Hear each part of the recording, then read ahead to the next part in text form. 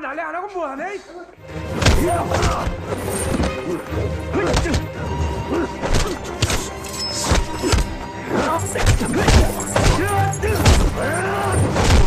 ？Tes 1 2. Oke, balik lagi bersama Assalamualaikum warahmatullahi wabarakatuh.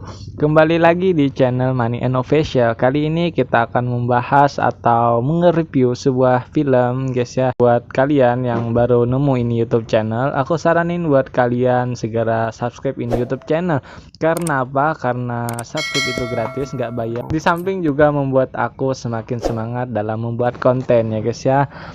Oke, jadi seperti apa kisahnya? Jadi langsung aja. Kisah diawali dengan ditampilkannya sebuah kota yang terlihat maju dan rumah sakit yang memadai. Akan tetapi, setiap tahunnya penduduk di kota itu hilang tanpa jejak. Ratusan bahkan sampai ribuan. Mereka yang pergi bekerja, sekolah seperti biasa hilang tanpa jejak, lenyap begitu saja. Akan tetapi, ketika mayat mereka ditemukan, jantung dan lainnya hilang. Lebih parahnya lagi, yang menjadi korban bukan hanya orang dewasa, melainkan anak-anak dan perempuan hamil. Polisi menyimpulkan bahwa kartel penjualan organ tubuh ini sudah berjalan selama 7 tahun dan parahnya korban yang masih hidup dikurung dan dibiarkan begitu saja. Melihat hal itu, anggota polisi pun mengirimkan seseorang mata-mata yang tidak lain adalah keponakannya itu sendiri, sebut saja Duan. Scene pun berpindah dengan diperlihatkannya sebuah penjara yang bernama Leng Kong Frame di Thailand Utara, yaitu dengan kepala sipir yang bernama Hanif.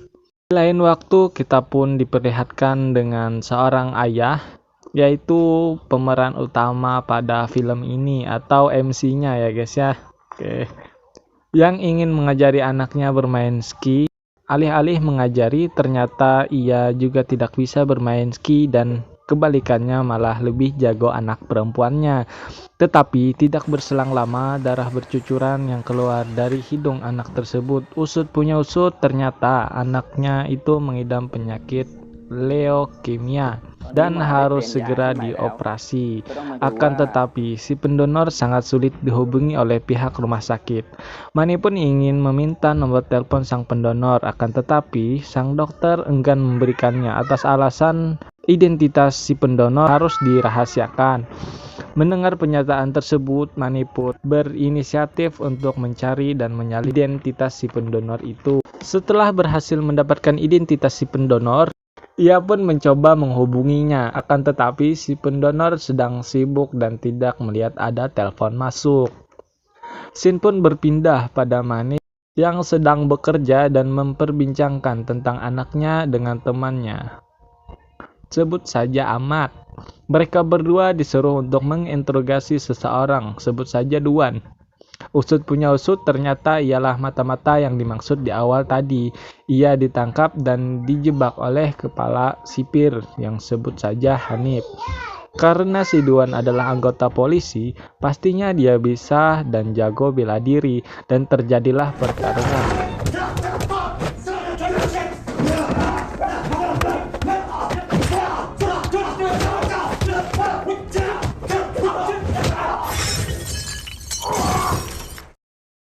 Akan tetapi, karena lawan yang ia lawan adalah MC dari film tersebut, ia pun kalah dan dimasukkan ke penjara.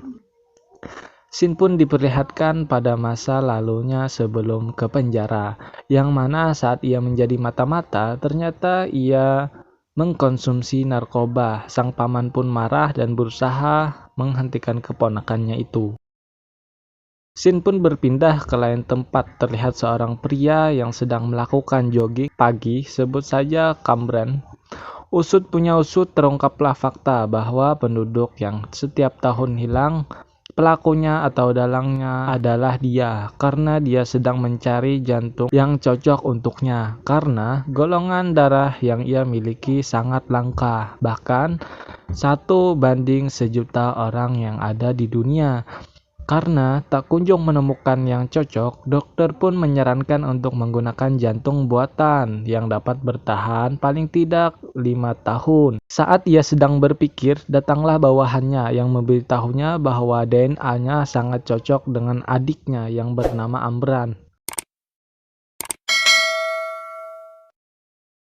Dengan kata lain, jantung Amran bisa ditransplantasikan ke Kamran dengan catatan adiknya atau si Amran itu meninggoy. Tanpa pikir panjang, Kamran pun menemani adiknya dan mengajaknya ke Thailand untuk melakukan operasi.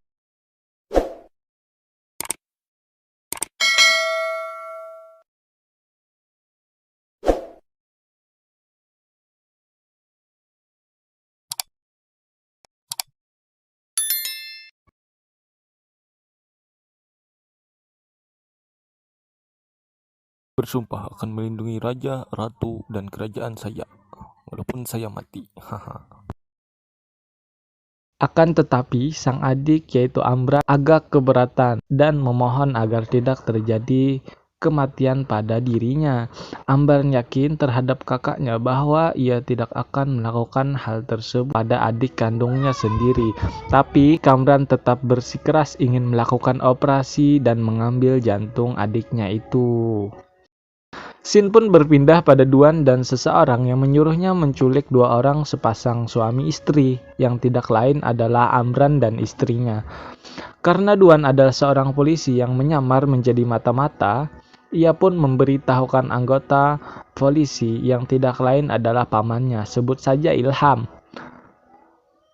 Pada malam harinya, Amran dan istrinya pun bergegas dan bersiap-siap karena ingin pergi menjauh melarikan diri dari kakaknya yang ingin mengambil jantungnya. Pada saat di bandara, Amran telah dihadang oleh anak buah Kamran dan juga polisi, maka terjadilah pertempuran yang menegangkan.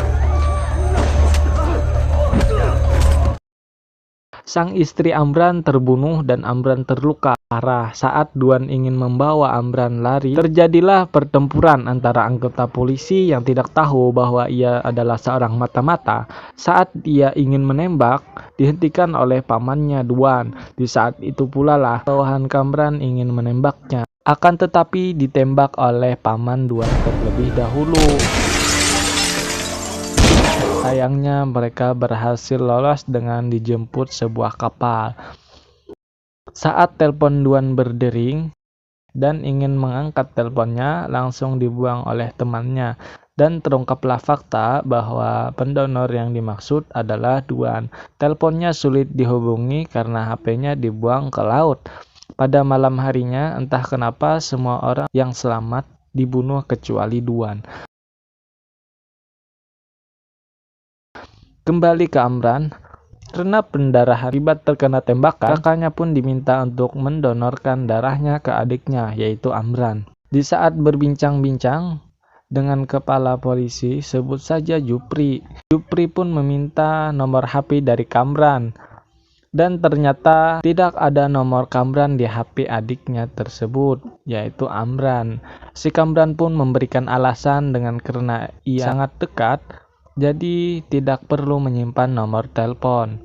Tak lama kemudian, Jupri pun menerima sebuah telepon yang mengancam dan meminta dibawakan Amran untuk menukarnya dengan keponakannya yang tidak lain adalah Duan. Bahkan mereka mengancam akan memutilasi Duan. Scene pun diperlihatkan pada Duan yang sedang kehausan, yang sedang mencari air untuk diminum, akan tetapi tidak ada air sedikit pun kecuali air yang ada di dalam WC. Setelah meminumnya, ia pun menggigil karena yang diminumnya adalah tai yang bocor. Scene pun berpindah ke Jupri yang sedang memberitahu Kamran bahwa adiknya sudah mulai sembuh dari koma. Pada saat itu pula lah Kamran memberinya sebuah video Duan yang sedang disiksa dan Kamran pun memaksa untuk membawa keluar dari rumah sakit dan sebagai gantinya Duan akan dibebaskan.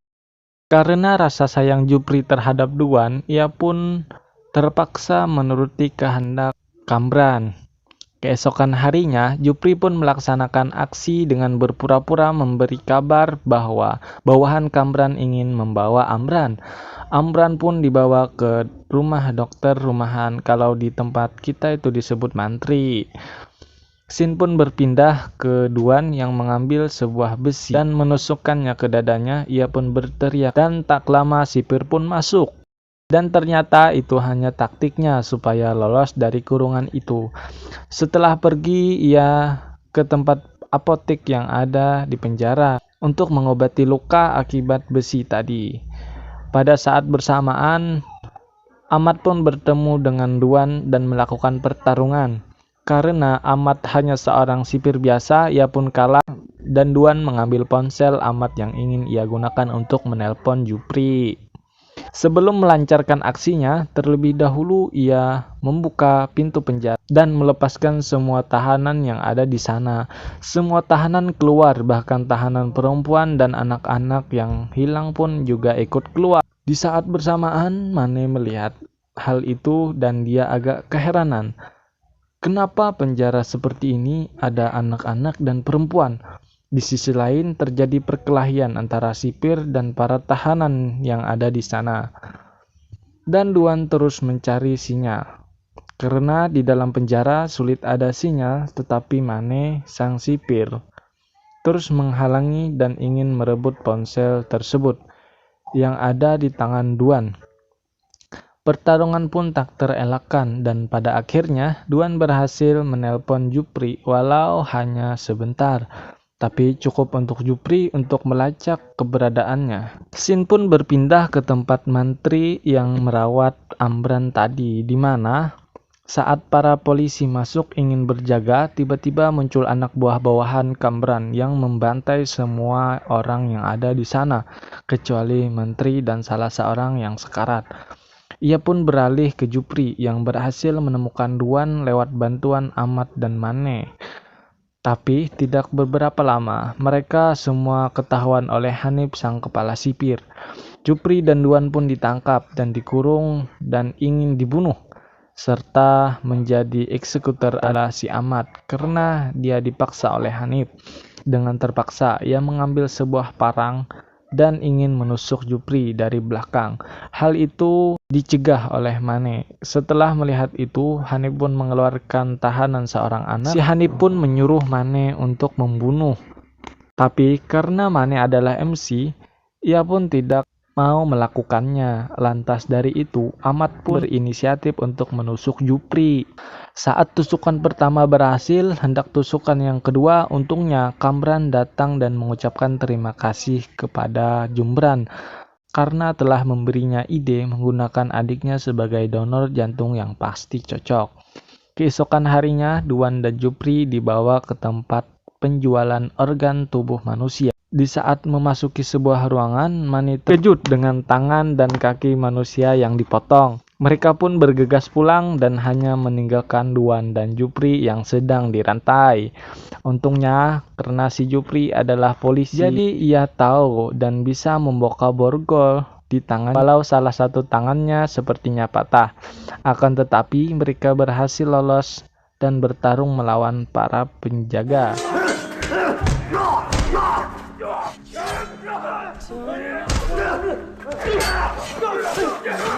Untungnya bantuan datang kembali dan bertarung melawan para penjaga. Setelah pertarungan selesai, Mane pun tertangkap sedangkan Duan, Ahmad dan Jupri berhasil kabur.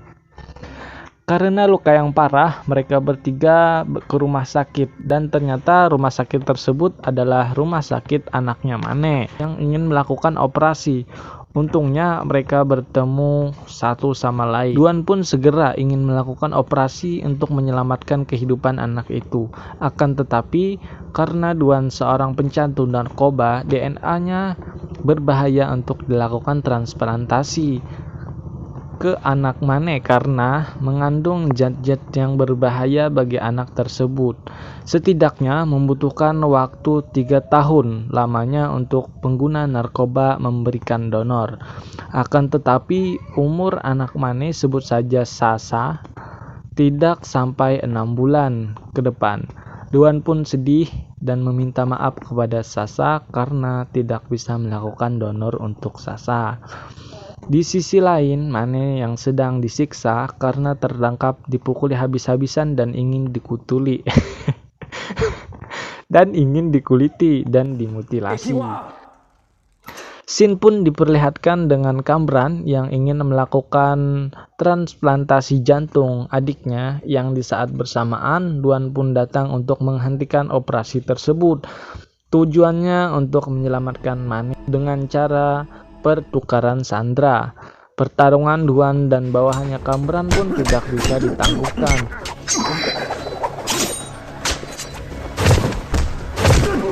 Pasti tentunya Duan menang.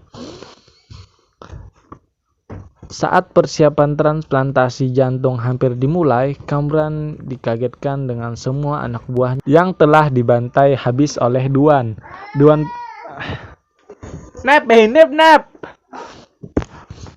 Duan pun bernegosiasi bahwa Mane harus diselamatkan dan jangan dimutilasi. Saat hampir dipenggal, untungnya si Hanif datang dan menghentikannya. Singkat cerita, Hanif dengan anak buahnya telah sampai di tempat operasi. Tak lama lampu pun padam dan Duan melakukan aksinya dengan membantai semua anak buah Hanif.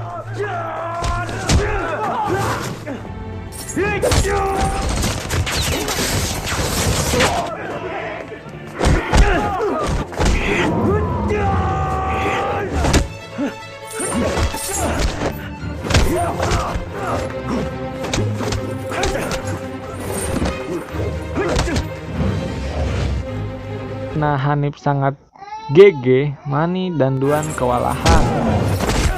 Tapi pada akhirnya Mane tumbang dan hanya Duan yang bertarung melawan Hanif.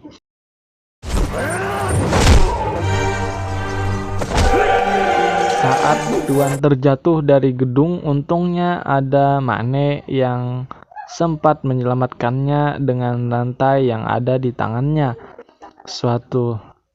Setelah selamat, mereka pun melakukan operasi kepada Sasa dan Sasa pun selamat. Tamat. Oke, makasih.